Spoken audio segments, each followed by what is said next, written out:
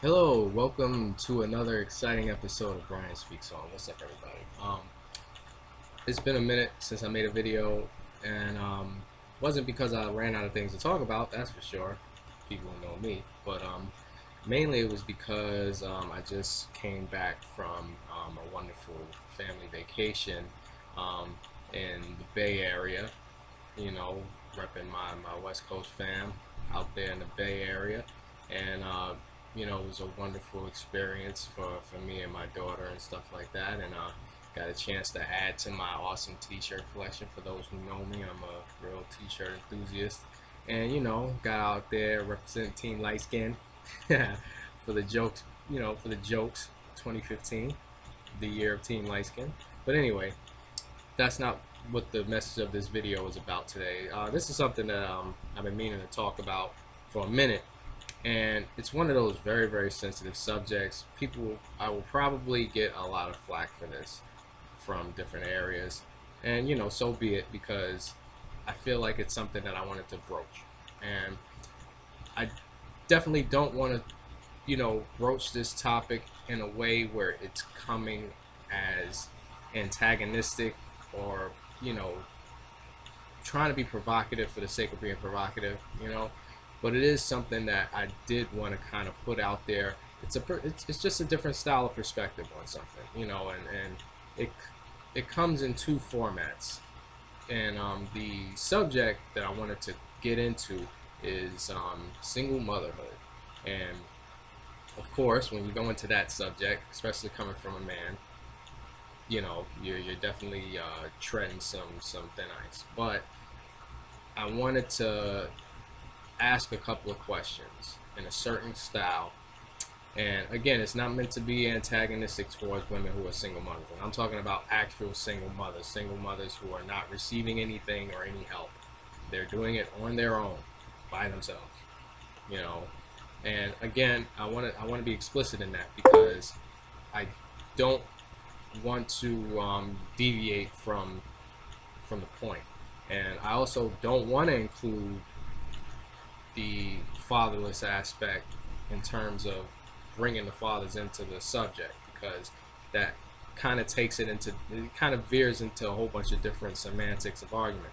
I just want to keep it strictly for mothers who are single mothers, regardless of the circumstances not being part of the issue.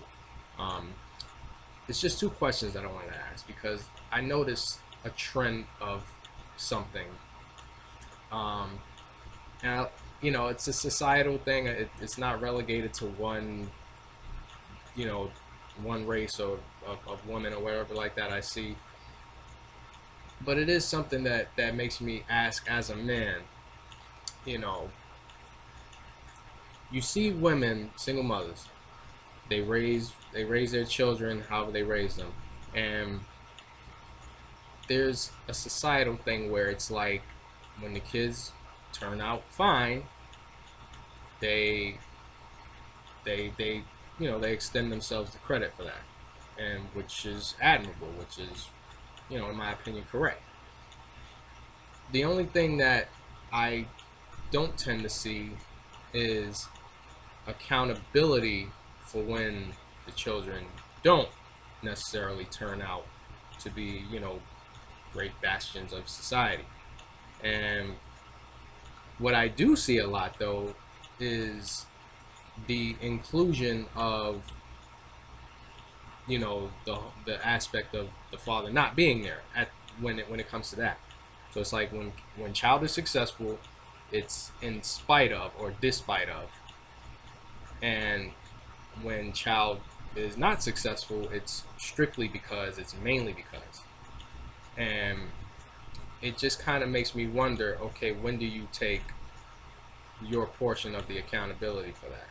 Not for, you know, not in the sense of being a bad parent or something like that, but just in the sense of, you know, if you're going to take all the credit, if you're going to say, I'm the mom and the dad, and I did this on my own, I did that on my own. Well, when the child is successful, you did that on your own. If the child is not successful, you also did that on your own. Now, I personally am of the belief that it goes beyond strictly, you know, just your style of parenting. You know, a lot of it deals with your conditions, your the variables around you and your environment, tragedies that happen along the way, and things of that nature. But you know, again, I just feel like there's a sense of you take all the credit when it's all good, but when it's not all good, it becomes somebody else's fault for that, you know. And I just, it's just something that I wanted to pose as a question. Like, when is it not in spite of, and when is it, you know, when is it, my bad on that, And another thing about single motherhood, and this goes more into the whole generational aspect over a longer timeline frame period, and it also goes in the format of, when do you take all the credit for something?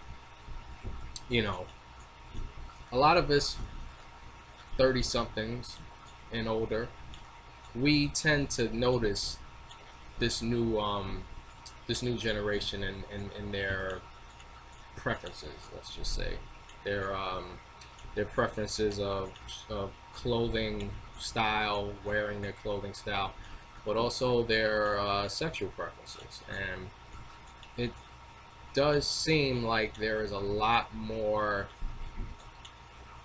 blending of the preferences, so to speak, and it's from both genders. You see a lot of, you know, you hear a lot about today's boys being very feminine acting, being very high strung and emotional, and so on and so forth. You see a lot of jokes about it. You get a lot of, you get a lot about that.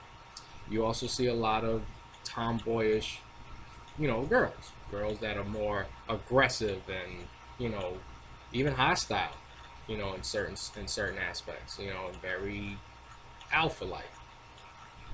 So there seems to be kind of like a, almost like a switch over in certain behavioral instances when it comes to that.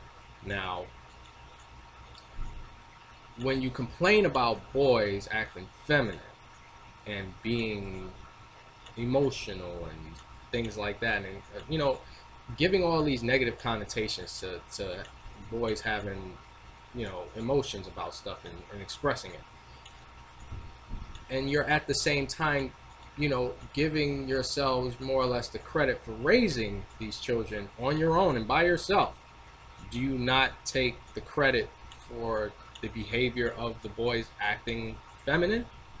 And do you, and with the girls who are acting more aggressive and stuff like that, do you not take the credit for instilling a lot of, a lot of programs of belief, that you don't need no man, you could do it on your own, you do bad by yourself, I was your mom and your dad, and this is, and exacting like this form of discipline that is supposed to be alpha like aggressive, because you're compensating for a lack of the father being there.